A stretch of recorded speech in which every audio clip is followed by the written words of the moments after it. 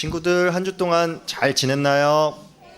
네, 이번 주에 비도 많이 오고 혹시 비 피해가 없기를 바랍니다. 우리 친구들 혹시 우리 여름 성경학교 전에 성경 어디를 봤죠? 혹시 기억나는 친구 있다면 손 번쩍 들고 말해볼까요? 다현이 한번 말해볼까요?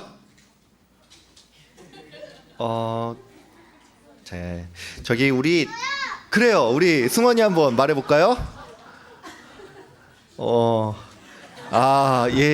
예상하지 못한 반응이어서 난감한데, 자, 이제 우리 어른이들까지 포함해서, 자, 우리 손 번쩍 들고 먼저 드는 사람을 제가 뽑을 거예요. 맞히는 친구에게는 우리 엄마 아빠를 위해서 스타벅스 쿠폰과 우리 아이들을 위해서는 뽀로로 음료수를 한번 드리도록 하겠습니다. 자, 우리 지난주가 아니죠, 지지난주에 우리 배웠던 성경 말씀 어딘지 손 들어볼까요? 한번 하나 둘 셋. 자, 디아네. 야, 디아가 저요 했는데, 루키는 성경학교 때고요. 자, 성경학교 전에, 자, 성경학교 전주에 했던 거. 자, 우리 어디에 했었는지, 이런 반응은 정말 예상하지 못했는데. 자, 오늘 본문 어디죠? 네, 자, 요게 힌트예요. 자, 두 번째, 자, 하나 둘 셋 하면 되는 거예요. 하나 둘 셋. 네, 우리 저기 예준이네. 어디 했을까요? 지지난주에 뭐 했을까요? 어디 했을까요? 성경 말씀? 네, 성경 말씀 어디 했을까요? 몇 장 몇 절까지는 안 해도 돼요. 네. 잘 모르겠어요. 진짜 선물을 너무 주고 싶어가지고 이거 문제를 낸 건데, 자, 우리 지지난주에 우리 데살로니가 전서 1장 했어요. 데살로니가 전서인데 좌절감이 드네요. 너무 몰라가지고. 네, 친구들, 우리가 지지난주에 배웠던 성경 말씀은 데살로니가 전서예요. 친구들, 지난 시간에 바울이 이제 데살로니가 교회에 편지를 썼는데 어떤 내용을 썼냐면, 지난번에 본 내용은 바울이 이 데살로니가 교회를 칭찬한다는 내용이었어요. 그럼 친구들, 데살로니가 교회는 왜 칭찬을 받았을까요? 그건 바로 이 데살로니가 교회에 바울이 단 3주밖에 없었는데, 이 교회 사람들이 예수를 잘 믿고 착한 일을 많이 해서 이 다른 교회에 본이 많이 되었기 때문이에요. 데살로니가 교회 사람들은 그뿐만이 아니라 예수님을 잘 전했어요. 근데 친구들, 문제가 하나 생겼어요. 그게 뭐냐 하면, 데살로니가 교회 사람들이 예수님을 전하니까 교회를 괴롭히는 사람들이 생긴 거예요. 그래서 데살로니가 성도들은 이렇게 말했어요. 우리를 괴롭히는 사람들이 너무 많아. 너무 힘들어. 예수님께서는 도대체 언제 오시는 거야? 근데 우리보다 먼저 죽은 사람들은 예수님을 못 봤는데 어떻게 되는 거지? 예수님이 떠난 지 몇 년이나 됐는데 정말 오기는 오는 걸까? 이렇게 사람들이 고민하고 있었어요. 친구들, 바울은 데살로니가 성도들이 이렇게 말하는 걸 듣고 편지를 썼어요. 뭐라고 썼을까요? 이렇게 썼어요. 여러분, 예수님이 언제 오실지는 알 수 없습니다. 하지만 언제 갑자기 올지 모르니 여러분 모두 깨어 있어야 합니다. 여러분, 빛의 자녀로서 떳떳하게 행동하십시오. 친구들, 바울 아저씨는 예수님을 기다리는 사람들에게 구원의 소망을 품고 늘 깨어서 빛의 자녀처럼 살라고 말을 했어요. 친구들, 우리들도 모두 예수님을 기다리는 사람들이에요. 그래서 우리들도 빛의 자녀예요. 뭐라고요? 빛의 자녀. 맞아요. 친구들, 그러면 빛의 자녀는 어떻게 살아야 할까요? 빛의 자녀니까 빚이 없어야 할까요? 네, 반응이 싸늘하네요. 미안해요. 친구들, 물론 빛의 자녀라서 빚이 없으면 좋은데, 빛의 자녀가 빚이 좀 있어도 문제되진 않아요. 빛의 자녀인 우리들은 다시 오실 예수님을 기다리면서 늘 부지런하게 살아야 해요. 또 친구들과 여러 사람들과 사이좋게 지내고 빛 대신 예수님을 전해야 해요. 친구들 모두 빛의 자녀답게 살아갈 거죠? 좋아요. 그러면은 우리 친구들, 우리 오늘 말씀 생각하면서 이렇게 한번 외쳐보도록 해요. 빛의 자녀로 살아요. 예수님을 기다려요. 한 번 더 할게요. 빛의 자녀로 살아요. 예수님을 기다려요. 아멘.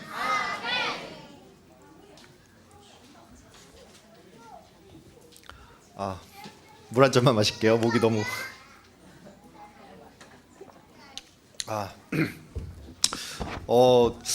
2022년 초로 돌아간 것 같네요. 오늘 약간 비가 많이 와서 그런 건지 아니면 또 이제 여름 휴가 시즌이 겹쳐서 그런 건지 모르겠는데 오늘 아침에 또 아프다는 친구들도 좀 연락도 좀 받고 오늘 저희 집 같은 경우도 지금 저희 첫째랑 둘째가 어제 열이 좀 많이 나고 또 장염 걸려가지고 이렇게 교회를 못 나왔어요. 그래서 좀 아픈 친구들도 많은 걸로 아는데 여러분 모두 우리 영아부 우리 가정들이 우리 가정뿐만이 아니라 우리 다른 친구들도 모두 건강을 놓기 좀 기도를 하시고 여러분께 조금 부탁을 드리고 싶은 거는 이제 7월 말이잖아요. 그렇죠? 7월 말이니까 이제 한참 여름 휴가 시즌이 됐어요. 그래서 이제 여름 휴가를 계획을 하시고 계실 텐데 휴가 잘 다녀오시더라도 우리 주일 예배는 잘 성수할 수 있도록 좀 부탁을 드리고 제가 여러분 정죄하는 거 아닙니다. 정죄하는 거 아니니까 이제 거룩한 부담감이 있다면 또 여기에 어느 정도 순종하시는 여러분도 되기를 바랍니다.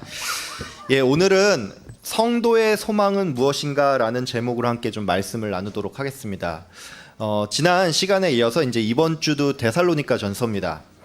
지난 시간에는 바울이 비록 데살로니가에서 3주밖에 복음을 전하지는 못했지만 이 교회가 믿음의 본이 되는 교회가 됐음을 제가 설명을 했습니다. 그러면서 성도 한 사람이 내 믿음의 성장을 위해서 노력을 하는 것은 결국 나에게 유익이 될 뿐만이 아니라 교회를 세워나가는 일이라고 설명을 했습니다. 오늘은 지난 시간에 이어서 이제 데살로니가전서 5장을 살펴볼 텐데 이제 2장부터 4장까지는 이제 건너뛰는 관계로 이제 지난 본문과 오늘 본문 사이에 있던 내용을 먼저 좀 살펴보겠습니다. 바울은 1장에서 데살로니가 교회의 믿음을 칭찬한 후에 이제 2장에서 자신이 이 데살로니가 교회에서 어떻게 행했는지를 설명을 했습니다. 바울은 자신이 빌립보에서 데살로니가에 온 이후로 순전한 마음과 또 자녀를 돌보는 유모의 심정으로 복음을 전했다라고 말을 했습니다.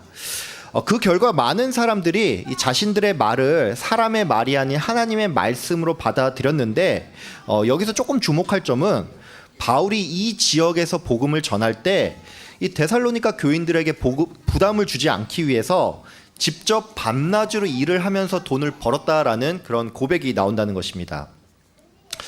바울의 이 고백은 조금 특이하다고 할 수가 있습니다. 왜냐하면 바울은 고린도전서 9장에서는 성전에서 일을 하고 제단을 섬기는 사람들이 이제 그곳에서 먹을 것을 얻는 것처럼 자기들 또한 교회로부터 보수를 받아서 이 먹고 마실 권리가 분명히 있다라고 말을 했기 때문입니다. 여러분도 아시겠지만 최근에 그 교회 사역자들의 이중직에 대한 이야기가 좀 많이 나오고 있죠. 이에 대해서 좀 다양한 의견들이 있는데 실제로 저 또한 이제 신대원 시절에 동기들과 이 주제에 대해서 굉장히 많은 얘기를 나눴습니다. 근데 그 참 재밌게도 신대원 안에서도 이 이중직에 대해서 굉장히 부정적인 사람이 있는가 하면 또 찬성하는 사람도 있다는 것입니다. 저는 일단 두 편의 이야기를 다 들은 입장에서 말씀을 드리는데 둘 다 나름 근거가 있습니다. 이중직에 대해서 부정적으로 말하는 사람들은 보통 이렇게 말합니다. 사역을 하면서 일을 병행을 하는 것은 사역에 전념을 할 수 없기 때문에 맞지가 않고 또 하나님이 나의 삶을 책임져 줄 거라는 이 믿음이 부족한 것이기 때문에 이것은 옳지 않다라고 말을 합니다. 뭐 이 외에도 다른 이유들이 있겠죠. 반면에 이중직에 대해서 찬성을 하는 사람들은 이제 지금은 시대가 변해서 사역만으로는 삶이 좀 어렵기 때문에 좀 일을 병행할 필요가 있고 또 일을 병행을 하는 것은 오히려 성도들을 잘 이해할 수 있기 때문에 여러모로 유익하다라고 그렇게 말을 합니다. 역시나 이런 사람들도 또 여러 가지 다른 이유들을 대고는 합니다. 여러분의 생각은 어떻습니까? 예. 저는 둘 다 맞는 말이라고 생각을 하고 또 둘 다 모두 반론의 여지가 좀 있다고 생각을 합니다. 저는 먼저 제가 사역을 하는 입장에서 이중직은 정말로 어렵다고 생각을 합니다. 왜 그러냐면 여러분은 이렇게 앉아서 제 설교를 듣는 입장이라서 잘 모르겠지만 설교를 준비하는 일은 이제 시간도 시간이지만 정신적으로 정말로 괴롭습니다. 이게 비유를 하자면 여러분 그 학창 시절에 뭐 중간고사나 기말고사를 본 적 있죠? 예, 근데 이 시험이 매주 있는데 이 방학이나 이 종강이 없는 꼭 그런 기분으로 늘 살아가고 있습니다. 게다가 문제는 이 목회자가 설교 하나만 하지는 않죠. 이 목회자들 대부분은 신방을 하고 또 각종 행정 일을 하면서 이 자기가 맡은 부서나 교구 아니면 교회 차원에서 이 행사를 기획을 하거나 또 이것저것을 준비하고 진행하기도 합니다. 여러분도 아시겠지만 그 많은 목회자분들이 사역 하나만 하는데 요즘 말로 이제 워라벨이라는 게 아예 없고 또 많은 경우 건강도 좋지 않습니다. 기본적으로 수면이 많이 부족하고 또 이 때문에 간이 안 좋은 분이 많습니다. 어떤 사역자들은 뭐 인간관계의 스트레스로 큰 어려움을 겪는가 하면 또 어떤 사역자들은 이제 교회가 세상의 변화에 따라서 이 사역자에게도 어떤 뭐 미디어 제작 능력이라든지 굉장히 여러 가지 능력을 요구를 하는데 이 흐름을 따라가지 못해서 괴로워하기도 합니다. 그런 의미에서 이중직은 뭐 파트 사역자라면 모를까 이제 제 기준에서는 능력 밖의 일이고 그렇기 때문에 저는 과연 이중직을 하는 분들이 둘 다 제대로 하는 게 맞는 걸까? 뭐 이런 의구심마저 좀 듭니다. 근데 제가 이렇게 말씀을 드리니까 이제 여러분은 뭐 제가 이중직을 반대하는 입장이라고 생각을 할 수가 있는데 여러분 그렇지 않습니다. 저는 열심히 사역을 했는데 이제 사역 시작하고 지금까지 빚만 수천만 원이 늘었다. 뭐 이런 말도 좀 자주 들었고 또 제가 직장 생활을 했기 때문에 이제 오히려 일을 병행을 하는 것이 분명히 성도를 이해하는 데 큰 도움이 된다라고 생각을 합니다. 그래서 저는 이제 뭐가 맞다, 뭐가 틀리다 이걸 말하는 게 아니고 다만 저는 이렇게 생각을 합니다. 어떤 한 사람이 사역에만 전념을 하든지 일을 병행하든지 간에 이제 중요한 것은 그 사람의 동기라는 것입니다. 여러분도 아시겠지만 사도 바울은 복음 전하는 일을 하면서 동시에 텐트를 만드는 그 일을 병행을 했고 이를 통해서 생계를 유지를 했습니다. 요즘 말로 하면 사도 바울은 목회를 하면서 개인 사업을 병행을 한 것이죠. 근데 우리는 그 누구도 이런 바울을 비난하지는 않는다는 것입니다. 그럼 여러분 이건 왜 그렇습니까? 이것은 바울이 이중직을 했다고 해서 목회를 대충 한 게 아니고 무엇보다도 그의 이중직은 복음을 위한 선택이었다는 것입니다. 즉 요점은 사람마다 능력도 상황도 의지도 다르지만 나는 사역만 하는 것이 복음 전하는 일에 훨씬 더 유익이라면 그렇게 하는 게 맞고 이를 병행을 하는 것이 복음 전하는 일에 훨씬 더 유익이라면 그것도 맞다는 것입니다. 즉 포커스가 나의 어떤 유익이나 나의 평화나 나의 상황, 형편이 아닌 복음을 전하는 일에 맞추어져서 이것을 바라봐야 한다는 것입니다.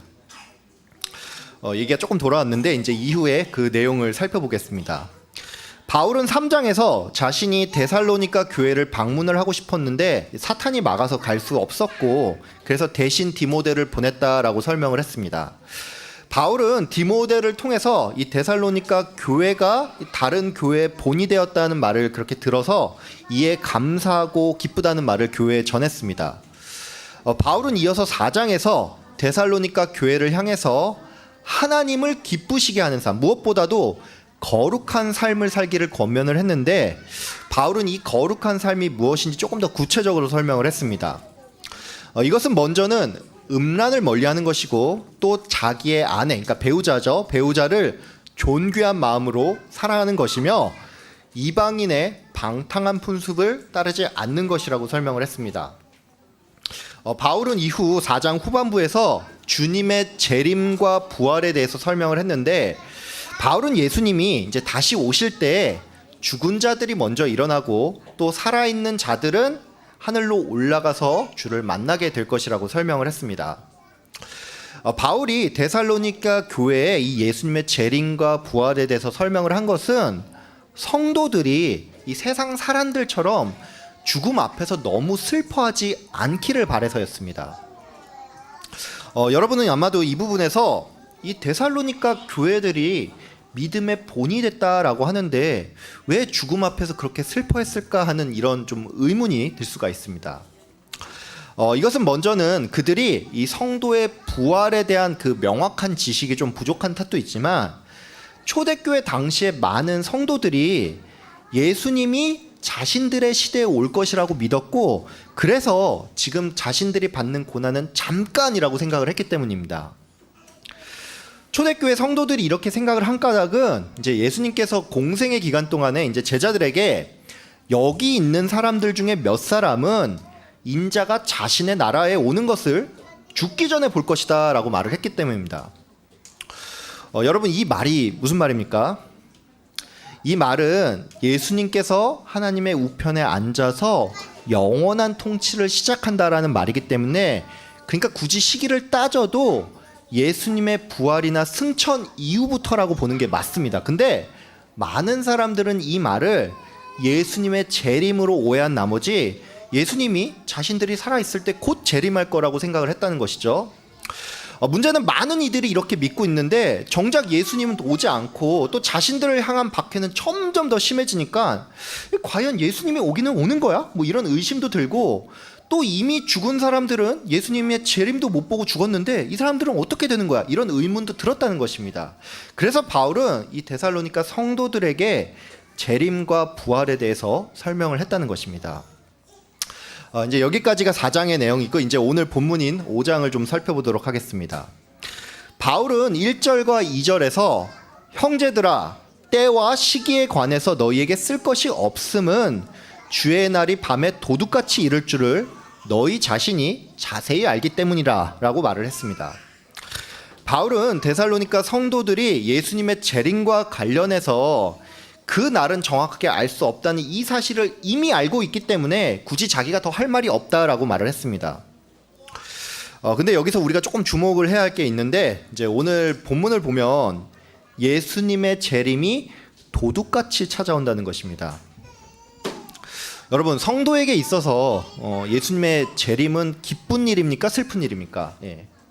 당연히 기쁜 일이죠. 예수님의 재림은 이 세상의 끝을 의미하고, 성도는 부활한 몸으로 천국에 가기 때문에 당연히 이것은 기쁜 일입니다. 근데 왜 바울은 이날이 도둑같이 임한다라고 말을 했을까요? 이것은 예수님의 재림이 예수님을 믿지 않는 사람들에게는 그렇다는 것입니다. 즉, 불신자에게 있어서 예수님의 재림은 그날이 갑작스럽게 찾아올 뿐만이 아니라 이 날이 곧 심판과 멸망의 날이라는 것입니다. 바울은 그런 의미에서 이제 3절에서 사람들이 평안하고 안전하다라고 생각을 할 때 이 해산의 고통이 갑자기 찾아오는 것처럼 멸망이 찾아오고 사람들은 이것을 결코 피할 수 없다라고 설명을 했습니다. 바울은 이후에 예수님이 재림이 이 불신자에게는 도둑과 같지만 성도에게는 그렇지 않다는 것을 이 어둠과 빛의 이미지를 통해서 설명을 했습니다. 바울은 먼저 불신자는 어둠에 속한 자로서 이 사람들은 밤중에 잠들고 취해 있기 때문에 그 날이 도둑과 같이 임하지만, 성도는 빛의 자녀, 즉 낮에 속한 자들로서 그렇지 않다라고 설명을 했습니다. 성도는 재림의 때를 하나님의 사랑과 그리스도를 믿는 믿음과 천국의 소망으로 맞이를 하게 되는데, 그래서 바울은 여러분들이 이 소망을 가지고서 서로 위로하고 격려할 것을 권면을 했습니다. 저는 여러분께서 오늘 본문을 통해서 성도의 소망이 과연 어디에 있는지 이제 이것을 좀 생각하는 시간이 됐으면 합니다. 바울은 하나님께서 성도를 부른 까닭이 우리를 벌하려는 것이 아니라 우리를 구원하기 위함이라고 설명을 했습니다. 근데 여러분, 오늘 이 바울의 말씀은 우리가 모르는 어떤 새로운 진리나 특별한 교훈은 아니죠. 성도인 우리는 나에게 천국이 예비되어 있고 또 예수님의 재림 때에 우리가 부활해서 영원히 산다는 것을 이미 잘 알고 있습니다. 그럼 여러분, 우리는 왜 이 사실을 다시 기억을 해야 할까요? 이것은 그렇게 칭찬을 받던 데살로니가 교회조차도 박해가 지속되자 이 예수님의 재림을 의심을 하고 이 기쁨과 소망이 사라지는 것처럼 우리들 또한 충분히 그럴 수 있다는 것입니다. 여러분, 우리는 내가 예수를 믿어서 구원을 받았지만 이제 그렇다고 해서 인생이 만사 형통하고 매일 행복하지만은 않습니다. 저는 예수님을 내가 오랜 시간 믿었는데 인생이 너무 안 풀려서 내가 정말로 구원받은 사람이 맞는지 의심스럽다. 뭐 이런 얘기를 굉장히 여러분들한테 들었습니다. 이제 쉽게 말해서 이거죠. 내가 예수를 믿은 지 벌써 몇십 년이 지났는데 자기의 주변 사람들 다 인생이 잘 풀리는데 나는 왜 이 나이 되도록 이렇게 경제적으로 힘들고 또 몸은 여기저기 아픈 건지, 게다가 내 자녀는, 내 배우자는 왜 아직도 믿음이 바로 서지 못한 건지 이게 의문이고, 또 당장 나를 봐도 아직도 성화되지 못한 내 모습을 보면서 이 믿음에 대한 근본적인 회의감이 몰려온다는 것입니다. 여러분, 우리는 이처럼 내 인생의 어려움이 찾아오거나 그 어려움의 시간이 계속 지속될 때 이 데살로니가 교회가 그랬던 것처럼 소망을 종종 잃기도 한다는 것입니다. 여러분은 왜 매주 교회에 나옵니까? 기존에 내가 듣지 못했던 어떤 전혀 색다른 메시지를 듣기 위해서 교회에 나옵니까? 여러분, 조금만 생각을 해보면 알 수 있겠지만 방식의 차이만 있다 뿐이지 결국 우리가 듣는 복음은 2000년 전이나 지금이나 전혀 달라지지 않았습니다. 그럼 여러분은 왜 교회에 매주 나오고 내가 이미 알고 있는 그 복음을 또 듣습니까? 여러분, 왜 신방이 필요하고 성도 간의 교제가 필요합니까? 상대가 복음에 대한 지식이 없기 때문입니까? 그렇지 않습니다. 우리는 이 모든 것을 알고 있지만 인생의 어려움이 찾아올 때 우리의 시선이 그 어려움에 머물면서 정작 우리에게 주어진 가장 큰 기쁨인 이 복음의 메시지를 잊기 때문입니다. 여러분, 사도 바울은 데살로니가 교인들에게 너희는 빛의 자녀이니 깨어있으라 라고 말을 했습니다. 여러분, 이 말이 무슨 말입니까? 많은 성도님들은 이 말이 어떤 윤리적이고 도덕적인 권면이라고 생각을 하는데 물론 성도가 성도답게 살아야 한다는 점에 있어서 이것은 맞는 말이죠. 근데 여러분, 깨어있으라 라는 이 명령은 하나님께서 우리를 사랑 가운데 택하시고 이 때문에 내가 예수를 믿었으며 그 믿음의 결과로 천국의 소망이 있다는 것을 성도가 늘 기억하고 이를 통해서 위로를 얻고 또 서로 위로하라는 말입니다. 여러분 모두 인생의 어려움을 만났을 때 내 시선을 돌려서 내가 구원받은 천국 백성이라는 사실을 늘 기억하길 바랍니다. 여러분, 이 말 꼭 기억하십시오. 성도의 소망은 오직 복음에 있습니다. 그래서 우리는 늘 복음을 들어야 합니다. 바울은 핍박당하는 데살로니가 교인들에게 너희를 압제하는 유대인과 로마 군인들이 이제 벌을 받게 될 것이다, 이렇게 말하지 않았습니다. 바울은 핍박당하는 교회에 예수님의 재림과 부활이라는 즉 복음의 메시지를 통해서 이들을 위로했습니다. 여러분, 그렇습니다. 우리의 유일한 소망은 복음입니다. 여러분 모두 복음을 다시 들으면서 이를 통해서 온전한 위로와 힘을 얻는 여러분 되길 바랍니다. 말씀을 맺도록 하겠습니다. 제가 최근에 이제 유튜브를 통해서 돌아가신 조용기 목사님 설교를 좀 듣거든요. 예. 여러분, 제가 장로교회에 속해 있고 그래서 이제 조용기 목사님 설교를 듣는다고 하니까 이게 조금 의외라고 느껴질 수 있는데 저는 제가 설교를 배우는 입장이다 보니까 이 설교를 들으면서 굉장히 많이 배웁니다.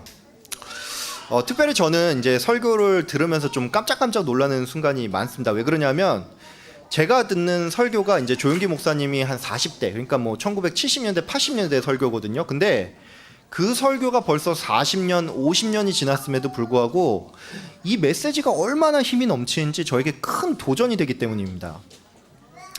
근데 제가 이번 주에 설교 한 편을 듣다가 조금 마음에 걸리는 부분이 있더라고요. 그게 뭐냐면 이 설교의 문제라기보다는 이 설교를 듣는 청중들이 정말로 복음으로 위로를 받고 있는지 이제 그런 의문이 좀 들었기 때문입니다.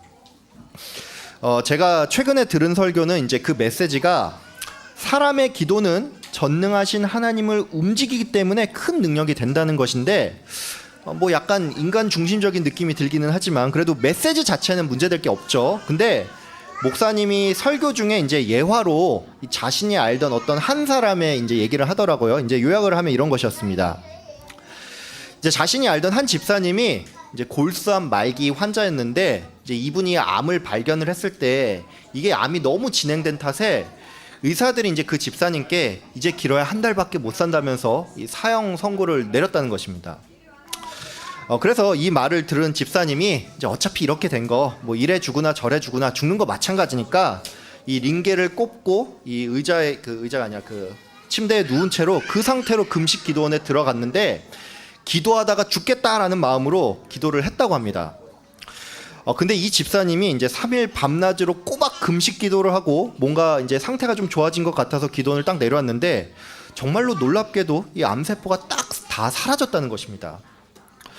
여러분, 이 설교를 들은 성도들의 반응은 어땠을까요? 예.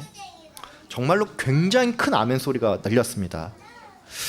여러분 오해하지 마십시오. 저는 그 예화가 절대 잘못됐다라고도 생각을 하지 않고 그 예화의 진정성도 의심을 하지 않습니다. 문제는 예화 자체가 아니라 근데 그 이후에 목사님께서 핵심 메시지를 진짜 성경 말씀을 들어서 듣는 사람의 마음이 막 가슴이 저릿저릿할 정도로 정말 파워풀하게 전하는데 정작 그 중요한 순간에는 이 아멘 소리가 거의 들리지 않는다는 것이었습니다. 여러분, 여러분에게 있어서 소망은 무엇입니까?